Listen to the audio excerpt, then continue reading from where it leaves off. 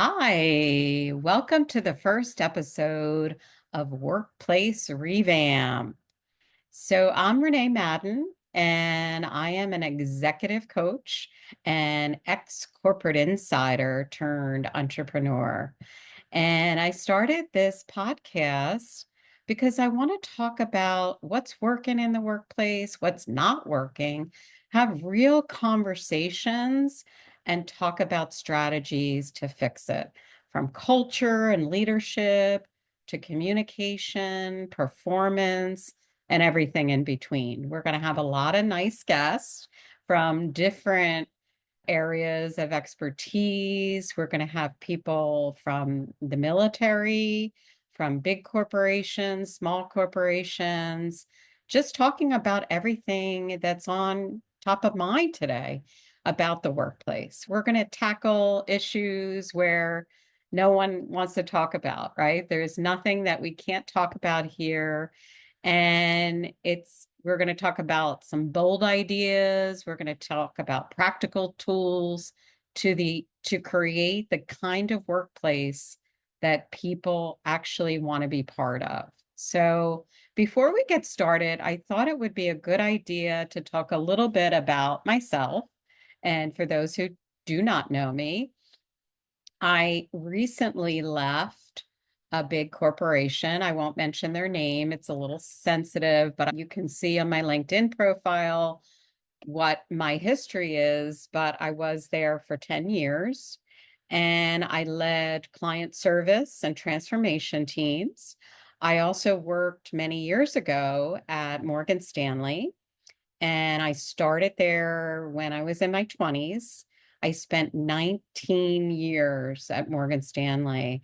And so I learned a lot, learned about a lot about culture, office politics, how to be a good leader, how to get promoted, all of those good things. And that's what we're going to talk about on this podcast. I also wrote a book a few years ago called Crush It, Conquer Workplace Challenges. And so that book was really intended for maybe new people entering the workforce, maybe mid-career, just talking about a lot of the challenges that I had myself and how I overcame them. And maybe I didn't overcome them and I was working through them, but I did become a certified coach in 2020 after I was moved into another position at my company. I realized that I really liked managing people. And I was moved out of a manager position into an individual contributor position. And I wasn't happy about it. And we'll definitely be talking about that on this podcast. But what I did realize at the time is I missed coaching people. I was a manager for many years. And so I really like to help people be successful and overcome challenges. So that's where I went to a Training Alliance, and I did a 6-month program and became a certified coach. I then created my own business called Uplift Career Coaching. And I did that alongside my full-time job. I did that for the last 5 years. And I recently left my company, March 21st. I left, and I am going to be launching a new business coming soon, May 1st. My new business is Elevair Dynamics, LLC. And what I'm going to be doing is I'm going to be helping companies and their employees with change management. So anything from culture change, organizational change, leadership, process change. I'm going to go into companies and help them turn it around, build a plan, build a recommendation, help coach their employees through change or leadership development. And with that, I thought I'd really like to start this podcast and bring guests on from many different places. that we can talk real stories, real talk about what's going on in the workplace and what are the trends. We'll definitely talk about back to the office, RTTO, as it's known as, and we'll talk about those sensitive areas. Want to bring some good guests. I'm currently at NYU, going for my master's in executive coaching and organizational consulting. And so I'll have a couple of my classmates on who you'll get to know. And a lot of us are going out and starting our own businesses, either as executive coaches or consultants or both. And there's a lot of different industries. And so there's a lot to talk about that's going on, and I think you're going to hear some good stories. But I thought for our first episode, it's just going to be me, so you can get to know me a little bit, get to know what I'm all about, what I'm thinking, and see if this is a podcast that really resonates with you and you can tune back again. I think I'm going to start doing these on a weekly basis, I hope, but it might be a little bit to get started. So bear with me. I'm new, I'm learning, and I'm very excited about it. And if you have any feedback, I love feedback. So feel free to send it along. I will be sharing this video on YouTube and I'll share my link on LinkedIn. So you'll get the details. You'll hear my new business launch on May 1st. I'll be sending out a newsletter with all those important details. I hope you'll listen in. So let's start today's segment talking about culture. So culture, I'm really passionate about culture. And I think it really stems from just being in the workforce over 43 years. And I've been through a lot of different cultures. I started at the age of 18, right out of high school. I started at a big bank in Philadelphia called PSFS, Philadelphia Savings Fund Society. And I started out as a secretary, believe it or not. And I learned a lot. I was a bit of a social butterfly at the time. I kind of flitted around and talked to everyone, and I had a great time for about a year. And then I realized, oh boy, what am I going to do? Is this going to be the rest of my life? Just coming to work and talking and having fun? And that's when I realized I needed to go back to school. So I did go back to school at night. I ended up going to St. Joe's University. Go Joe's, St. Joe's, Wildcats. No, that's Villanova. I wasn't really a big St. Joe's person, but anyway, we'll get into that later. But I did go to St. Joe's at night while I worked full time. And then when I got married in 1993, I moved to New York and I ended up finishing my degree at Pace University. And at that time was when I got a job at Morgan Stanley. So I was about 28 when I started at Morgan Stanley in 1993. So it's unbelievable how many years ago that was. But I learned so much about culture. I'd worked at a small company as well in Pennsylvania, a small asset management company. And that's really how I got my start in the financial services industry. And it was called 1838 Investment Advisors. Thatcher Brown from Philadelphia, if you're still around. It's been a long time, but it was a great company for me to really start in the industry. And I learned a lot by just talking with portfolio managers, talking to the traders, learning my role and learning about the business. That's how I really got up to speed. And I was there for 5 years. And then when I got married, I did move to New York, outside of New York City. And I ended up getting a job at Morgan Stanley. And it was so different at Morgan Stanley. It was a big company and it was very different from the small company in Pennsylvania. And I was just this little fish in a big pond of pretty tough personalities, if you know anything about the financial services industry. And I had a hard time fitting in.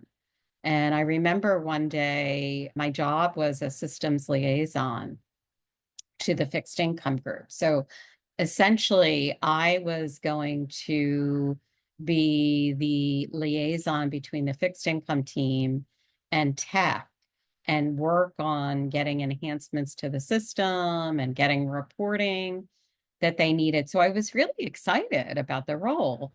And I met with the woman who at the time was in charge of the fixed income team.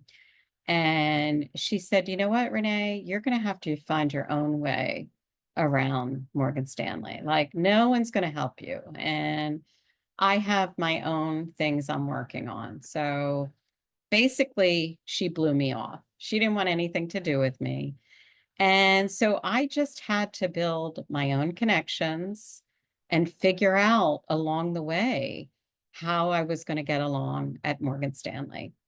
And I did. I spent 19 years there and I struggled and I had some good times, met a lot of great people there. And so, what I did there and what I learned will always be beneficial, right? I'll never regret the time there. But I did learn a lot about different cultures. And then I went on to Schroeder's, North America, and that was a great place as well. I learned a lot there, and they had a good culture. And then I went to the company I just left and was there for 10 years. And it's another big bank, similar to Morgan Stanley. And it was a lot of different culture challenges that I had to get used to. But what I realized is I wanted to help change culture because I knew what wasn't working and I wanted to be a change agent. I wanted to talk about DE&I, and I know right now no one wants to talk about DE&I. I'm not afraid to talk about it. I think it was a great thing to have, and I know some companies are doing away with it or changing it, and we'll talk about that. We're going to have an episode to talk about DE&I and what's working, what isn't, how companies are handling the new changes in the government. Don't want to get too much into politics on this podcast, but we'll touch on it certainly with DE&I as that has changed since the new administration took over in January. But just getting back to culture, I think it is such an important thing in the workplace. And there's so many easy things that companies can do to change the culture. So let's talk a little bit about what culture actually is. Okay, because I know I say it a lot, you probably hear it a lot, and a lot of people talk about workplace culture, but what is it? It's not the mission statement, it's not some cheesy poster in the hallway. Culture is really how things get done in the workplace, in your workplace, right? What behaviors get rewarded or tolerated or ignored. And if people are afraid to speak up, I'm sure you've heard about psychological safety. If that's a problem in your organization, that's your culture, right? That's what culture is all about. And so that's a red flag, right? If you don't feel comfortable speaking up. The other thing is if people get away with disrespecting teammates or even managers disrespecting people on their teams and nothing happens, that's culture too, unfortunately. So we're going to talk about, you know, those unspoken rules. Office politics is another area. And I recently wrote a LinkedIn post about office politics. And that's the unspoken rules in the company. But guess what? That's the culture too. And I know if you read a lot of articles about office politics, people will say, oh, there's office politics everywhere. Yeah, there are, but if you have a good culture in place, you don't need office politics. And I think when we talk about DE&I, and if for those of you who may not know what that means, it's diversity, equity, and inclusion. And that really came about in 2020 after the George Floyd incident. And I think people had diversity initiatives before that, but I think it really blew up at that time. And I felt it was great. It was great to be finally talking about these things in the workplace. So by taking it away, I think it's a mistake. But again, that's, you have to think about that's the culture in your workplace. Really, again, culture is the unspoken rules. It's how meetings feel. It's how decisions are made or avoided, right? It's how you feel when you go to work each day. So if I can compare when, again, I was a kid when I was working as a secretary, but when I went to work each day at PSFS many, many, many years ago, I love the culture because I was able to talk to the treasurer. I worked for the assistant treasurer. He used to hold out his cup of coffee and say, Renee, get me a cup of coffee. And I rolled my eyes. Yeah, even in the 80s, I rolled my eyes and I said, I don't think that's what I'm hired to do. Right. But I felt comfortable telling him no even in that was 1983, 82, 83. And so that was the culture. I was able to talk to him about how I felt. And I felt, and again, you could talk to someone else who worked at PSFS and maybe they have a different feeling. But to me, when I worked there, I was happy when I got up in the morning to go to work. I began to not like my job, and it was only because I didn't want to be a secretary for the rest of my life. And I did have to make a change, and I ended up leaving after a couple of years, and it was all for the good. But when I think about working at Morgan Stanley, I think the culture, it was tough, right? I always called myself the girl from Pennsylvania. Yeah, I don't know why I talk like that, but that's kind of the Pennsylvania accent. But I think I felt very frightened when I went to Morgan Stanley because I didn't have a degree in finance. I didn't go to Wharton. I didn't go to Harvard. But I was smart in what I did. I had a very good background. After working 5 years at 1838 Investment Advisors, I learned a lot about the industry, a lot about fixed income. I knew about bonds and yields, all that fun stuff. So I had a good background. So I had that going for me, but it was a scary place for me. I oftentimes would go home to my new husband and I would say, I don't want to go back there. But I ended up, again, I stayed there for 19 years, so I did make it work. And when I think back to the culture, it was tough. I ended up going into an operations team. After a couple of years, they had changed the structure of the business and they created a client service team, which I was a part of. I eventually became a manager of the client service team in the New York office.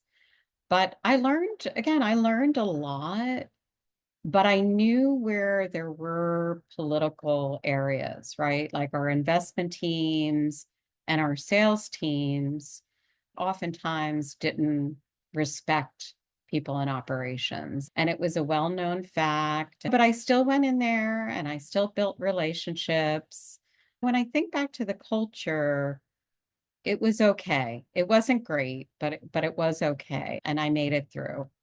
I did go to another firm that I'm not going to mention, It's too new. I recently left last month, and I think there was a lot of challenges with culture there. I'm not sure why.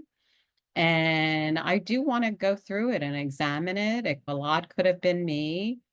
I started out, I was downtown in for New York Plaza, and I started out as the manager of the client account management team.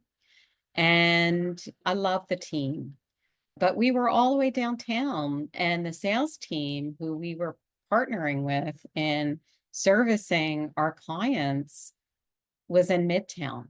So it there was that disconnect. They didn't know who we were, and we didn't really know them that well. So I was really brought in to work on that challenge, which really excited me. As you get to know me, you'll see that I do like challenges. It excites me. And when I went for the interview, and I was like, oh my God, I love this. I want to come in and I want to change the world and I want to do all this fun stuff. And I did. I really helped turn the team around. It wasn't easy. And I had a good team of managers that worked with me who helped me. And we did a lot, but it was tough. And it was a lot of it, the challenges was because we didn't have a lot of support from senior management at the time. And we had people heading our overall group. They were tough people. And again, it goes back to behavior, right? And the behavior was ignored. And I think when we talk about what are some signs that your culture needs a revamp, those are things to think about. Like, how are your leaders being promoted? Is it based on performance? It's certainly not based on their people skills. And I think that's where I found that some of our leaders at the time, and again, I'm going back 10 years ago, but they may be very smart people, but they weren't managers, they weren't leaders, and they didn't know how to manage. And some, to be quite frank, they didn't really know the business that they were managing. And so, me as kind of a middle manager, I had to go in and explain the business to them of what our team was doing and why we were doing things. So, that's when, tension happens, when your leaders don't have the right people skills. So, just a couple of red flags, that's key. If you do see people are clocking in and checking out, then there's a sense of not real engagement there, right? They're coming in, they're doing their job, but not really taking ownership. That's a problem. And those are things that have to be figured out.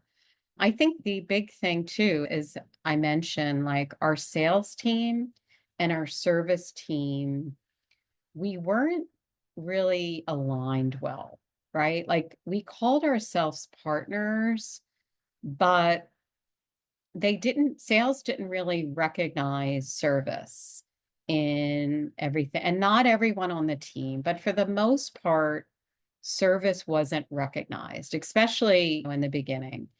And it took some time, a lot of time to really build that relationship.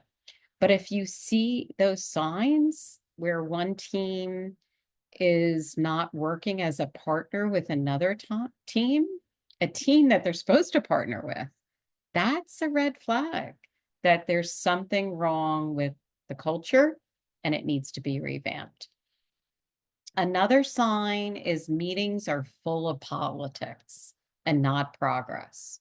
And what I mean by that is your leader isn't being transparent with you. They're not talking about real issues. They're not talking about what they're going to do to work on certain things that they know the team is concerned about, right? Whether it's technology, we had a lot of concerns about technology. They weren't being addressed. And we were told, oh, yes, that's on hold, that's on hold. And Those types of things are a concern because if the leaders aren't addressing real problems like that, you know that there's not going to be a lot of progress being made. The other thing is feedback. Feedback is either non-existent or a weapon. So for instance, when you go in and meet with your manager weekly, hopefully they're giving you feedback, but also asking for feedback. I always try to ask for feedback during the year from my manager so that I'm not blindsided at the end of the year in my performance review. So if you're in that situation where you're not getting any feedback, and then at the end of the year, you don't get a great review, and they say, well, you could have done these things better, or you didn't do this well, but they never told you during the year, that's a red flag. And you need to speak up to them and say, wait a second, I don't understand. Why didn't you tell me this on our one-on-ones? I had that happened to me. I was told that in my review that I sent too many emails to the senior manager. And I was like, wait a second. Why didn't she tell me? Or why didn't you tell me during the year that this was an issue? And I only found out about it on my review. Like, that doesn't make any sense. So if you're not getting feedback from your manager, but then you're getting it in your review, that's a red flag. And I think, something you can do is make sure, first of all, you have at least a biweekly one-on-one with your manager and you're asking for feedback at that review and keep notes on the meeting. Okay. And follow up if you don't understand something like, oh, can I clarify that you said I send too many emails to senior management? Because you don't want to get caught. Sometimes managers get a little fuzzy, like, I told you that before. But if you don't recall them telling you that and it's not written anywhere, then they probably didn't tell you. And then the fifth area is no one actually believes the company values. So right now, a lot of companies are creating value statements, which I think are great. And my recent company, we did have a value statement, but guess what? No one knew about it. No one really knew what the values were. So if you don't know what your value statement are, there's a problem with your culture and you need to find out what it's all about. And it's funny. So what I did at my company is I actually found the value statement. I found our mission statement and I sat down with my team and I said, look, I want to make sure you guys know the value statement. Let's understand it. Let's live by these values so we can start to create our own culture. And if that's the way we do it, it may be a little change, but you can be the change. You can be that change agent for your company. So let's talk about being that change agent, right? Like, what does that mean? Well, you can help start to make shifts in your culture. And you might say, oh no, little me, like nobody cares what I have to say. And I get it.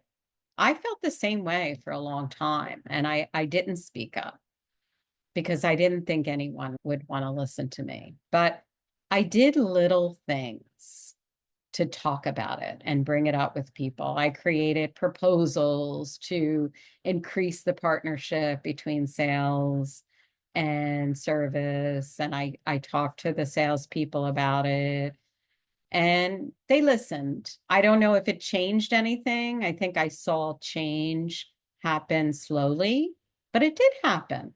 So it might not happen overnight, but it can happen. So let's talk about 3 moves that you can make right now to change your culture.